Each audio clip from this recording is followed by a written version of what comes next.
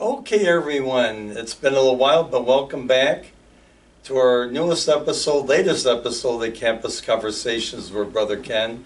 Of course, I'm Brother Ken, by nature of this habit, and my guest today is the wonderful Teal Strollo. Hello, Teal. Hi, brother. Good to see you. It's not that I don't see you very often, Good to but see you too, brother Ken. yes, and just speak a little louder so people can hear you. I don't think we'll have trouble with that. No. No. So Teal, for all our friends out there who don't know you, what is your title and how long have you been with the Brothers Mercy campus? So my title is the Director of Health Information Management and Him. also Him. AKA Medical Records, and also I am the HIPAA Privacy Officer. And actually I'm like just 2 days short of starting my 39th year here. Oh my goodness, you must have started when you were 10 or something. Well, Brother Fidelis seems to think I started right out of kindergarten, so we're just going to go with that. Yeah, we'll go with that. He knows I won't argue with Brother Right? Fidelis. Nobody. No. The one little curveball that's not on the sheet. What other positions have you held in all those years before you became the director of HIM? So I started out at the facility. Nursing rehab? Yep, at nursing the rehab. On 2 East, I was actually a nursing assistant, and that was before you had to be certified. So I was that for 2.5 years. And then a position came open in medical records, so I took that. So I was a medical record assistant, and then when my wonderful boss, Judy Jacobson, retired, I became the director of HIM. And It must have been bittersweet because I know you liked working for Judy, I but love Judy. that also gave you an opportunity to move up. Yep, absolutely. And then I also did for about 9 years during all of this evening work at Sacred Heart Home when the residents were downstairs. So I did activities. The old Sacred Heart. The old Sacred Heart Home, yep, every Tuesday, Thursday, and Friday from 4 to 8. I was an activities leader, so that was an absolute riot. Yeah. I remember when I came, you had all this hair, but all these years you've been pulling your hair out. Yeah, pretty much. That was just a joke. Just a joke. She does a wonderful job. And it had to be something if you stayed here all these years. Yeah, it's actually a very wonderful place to work for. You know, I actually still have people that work at the nursing home that I was an aide with, and like one is the director of activities, Julie Kay. Right. One of them is a nurse manager, Lori Munn, you know, and it's one of those things where you work with somebody for so long that friends become family. And I never say old, I just say long-time team members. Mm-hmm. Long time. Long time. Because none of you that have been mentioned are older than me. So, what is an average daily routine for your position here on campus? So I'm not sure really that there's anything average about a daily routine for me, but in essence... It's on the papers. Yeah. Right. In essence, there's like reporting that I have to do every day to the state. And then I do the ICD-10 coding, which is done for billing purposes. I have been handling like all of our correspondence as far as legal, and then I just oversee the day-to-day. That's all. That's it. Yeah. Well, it sounds like a lot. And I know, having worked around Teal up there and been around for a while, that you team up there keeps very busy. We do.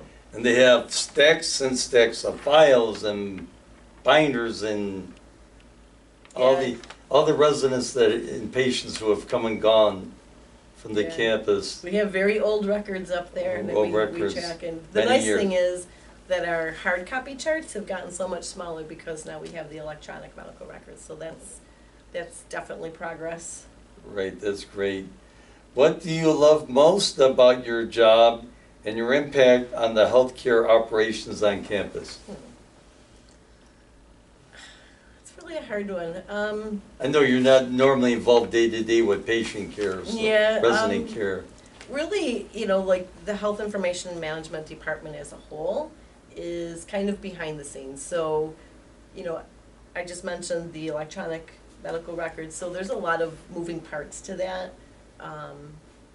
So making sure that basically that all of the I's are dotted, the T's are crossed, making sure that accurate information goes out to the team and actually outside vendors as well, needs updated information and accurate information, so in a nutshell, that's pretty much it. And you're involved with quality assurance, right? The quality, Yep. quality assurance. Which is kind of, you know, my hands are pretty much in a lot of different buckets at this point, so it's ever changing, and that's kind of, it's good, but then it's also kind of, you know, a little nerve-wracking at times, because a lot of these changes, you have to really be up to date on changes. Keeps you on your toes and keeps you young too, right? Yeah, see? Yeah. Do you, let me make sure, do you have any goals for yourself or the campus for the rest of 2024 that you'd like to share? Or we could even look ahead to 2025. So really, any goals I would have, not only for myself, but my department, would just be to make sure that we're on top of any new regulations that are out there. HIPAA is really a big bucket. And that's basically just protecting the rights of our patients, and to know, for them to know that, you know, we have their back, like nothing gets past me. So do we, and that is ever changing, you know, that is the federal government. So between federal Right. guidelines and state guidelines, the biggest goal is staying ahead of those, on top of those, and making sure we're in compliance. Wonderful. Okay, if you came across people in the community who asked you what they might love about working at the Brothers of Mercy campus, what would you tell them? Besides run, you wouldn't say that. No, I wouldn't tell them to run. It, like, you know, I referenced earlier the relationships that you form, not only like with your team members from other departments, and for me, like I said, my biggest thing, I was happy for Sacred Heart Home residents that they got a new building, but at the same time I was sad because I missed that resident contact. Right, for those out there, the building where Teal's office was the old Sacred Heart Home, and they're up on the 3rd floor of that, so you got to see the residents more. Yep, No, yep, and then that's how I got to know them, you know, for activities, and even after I wasn't doing activities anymore, I actually formed a very special bond with one of their residents, whom I'm in contact with every week at a minimum. It's just all of those relationships, I guess, in a nutshell, that you bond with people, you form relationships with, you have a good time with, you can brainstorm with. It's all of that. Do puzzles with. I shouldn't say that. I do puzzles with my lady, every now and again when I visit her after work, but yeah, I don't really have a lot of patience for puzzles. I do have to say Teal, and I was saying this before, Teal is one of the most colorful and I'm trying to think of the other word, but a colorful office. She has several, how many puzzles you have up there? Oh, I couldn't even tell you. But all of the puzzles, so I have puzzles hanging in my office, I have puzzles hanging on the walls leading to my office, and they were all puzzles that the residents from Sacred Heart Home had put together for me, and then we taped the back of them, and then we could hang them, and we actually used to hang them downstairs and change them out during Right. an activity or whatever, so yeah, it definitely is memories. It's a lot of memories. Well, and one time I remember when I worked up there, I had to come to your defense because I don't know if you remember, I think some ladies stopped by, their family members. Remember that? Then they told me, how does she get away with having her office like that? I said, she's up there, hardly anybody sees her. She has the most interesting office on campus. And Oh. yeah, it really, she must have been like the odd duck out, just because everybody that does come up really enjoys the puzzles. Yeah, like I said, it's colorful and it's interesting. It adds Life. Life, well, to the 3rd floor. It's an old building. It's up out of the way of everything else, and it just, I think, enhances your office and gives it, like I said, color. Mm-hmm. Not just physical color, but And the reality is, my office is my home away from home. right. You spend a lot of time there. Mm-hmm. But going back to some of the other questions about working here, I know you have a good team, HIM team now, and you have in the past. And I know not everybody works out in HIM, but what type of people would you be looking for? What kind of qualities would somebody need to work in HIM? Dedication, one, I know. Yeah, dedication for one. willingness to learn. Like I said, everything in our department, especially electronic EMRs, the HIPAA stuff, I mean, it's ever changing, so they need to be willing to learn that, keep up to date with that, and then just really just be a team member. That's what I'm looking for, what I would look for. Does that still include, like, now with the way sometimes staffing is, are you sometimes your department tab to help pass out trays or anything at the nursing rehab? We have in the past, yes, especially, we did during COVID, we helped like transport visitors and stuff like that up to the unit. Residents and to lunch.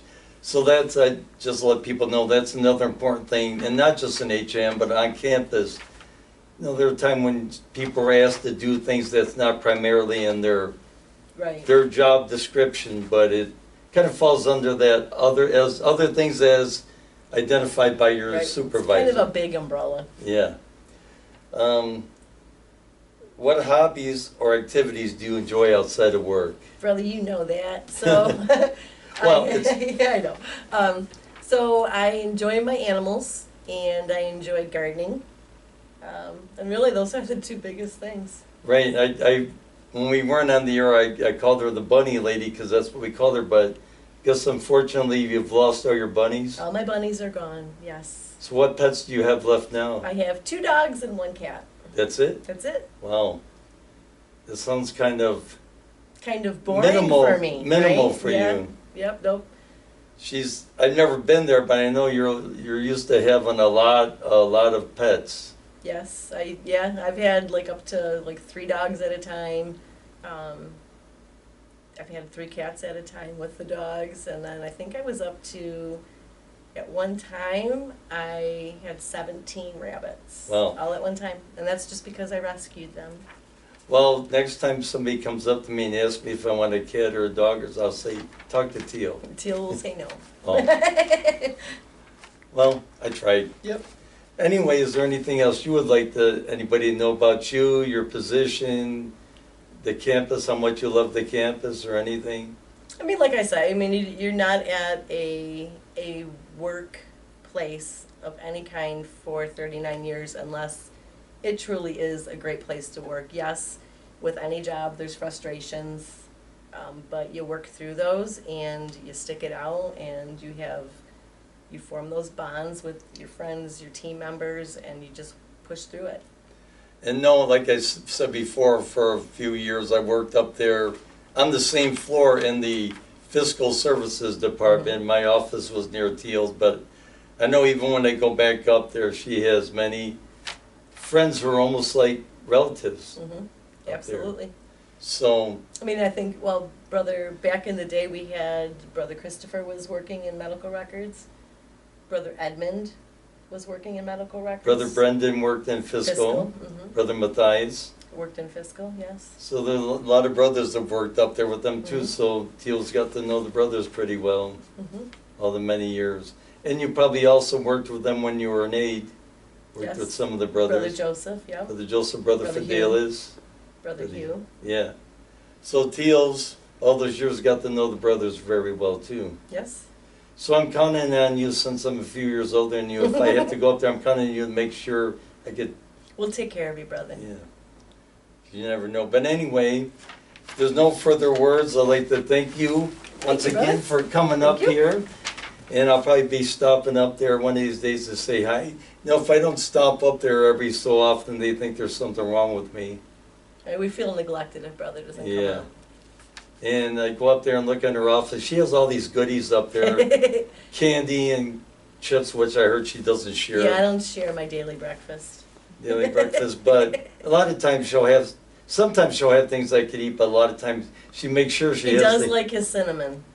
Yeah, but most of the time she has some things like chocolate that I can't eat, so she's smart. She has enough stuff I can't eat to make sure she keeps it for her and her friends. No. Well, anyway, Teal, it was a joy having you here. Thank you, brother. And everyone, please stay tuned for our next episode of the Campus Conversations with Brother Ken, who at this time I can't remember who we're interviewing, but I'm sure it will be just as wonderful an adventure. So until then, take care and God bless.